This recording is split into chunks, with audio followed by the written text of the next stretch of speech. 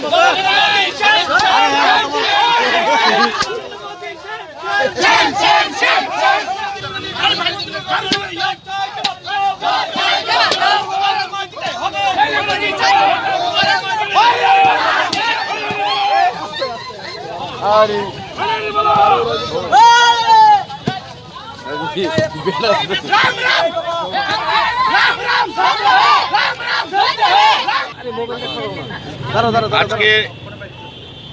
সারা দেশে যখন নির্বাচন হচ্ছে, এই নির্বাচন দিয়ে সারা ভারতবর্ষে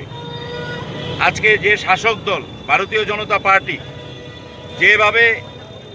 ভারতবর্ষে জাতীয় কংগ্রেসের নেতৃত্বদের, যারা দেশের জন্য রক্ত দিয়েছে, দেশের জন্য যাদের প্রাণ দিয়েছে,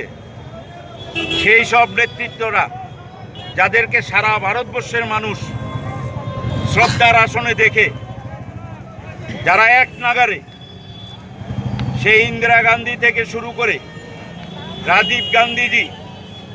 পরপর আপনারা দেখেছেন কিভাবে এই দেশের সংহতি, এই দেশের সম্প্রীতির জন্য, এই দেশের উগ্রপন্থার বিরুদ্ধে লড়াই করতে গিয়ে রক্ত ঝরিয়েছেন। সারা দেশের মানুষ যেখানে সম্মান করছে, শ্রদ্ধার আসনে দেখছে, সেই রাজীব গান্ধীজির বিরুদ্ধে, আমাদের প্রয়াত প্রধানমন্ত্রী রাজীব গান্ধীজির বিরুদ্ধে যে ধরনের কুৎসা, একজন ভারতবর্ষের প্রধানমন্ত্রী হয়ে ন্যূনতম সৌজন্যতা যার কাছ থেকে পায়নি, আজকে সারা দেশের মানুষ খুবই ফুঁসছে যে এই দেশের জন্য প্রাণ দিয়েছে, রক্ত দিয়েছে। এত বড় ত্যাগ ভূভারতে আর স্বাধীনতার পর কাউকে আমরা দেখিনি। সে আমাদের প্রয়াত রাজীব গান্ধীজির বিরুদ্ধে যে ধরনের কুৎসা এবং অপপ্রচার প্রধানমন্ত্রী নরেন্দ্র মোদীজি করেছেন, তার প্রতিবাদেই আজকে আমাদের সদর জেলা কংগ্রেস উদ্যোগে আজকে আমাদের এই মিছিল, প্রতিবাদ মিছিল এখানেই শেষ নয়, এর বিরুদ্ধে আরও বেশি বৃহত্তর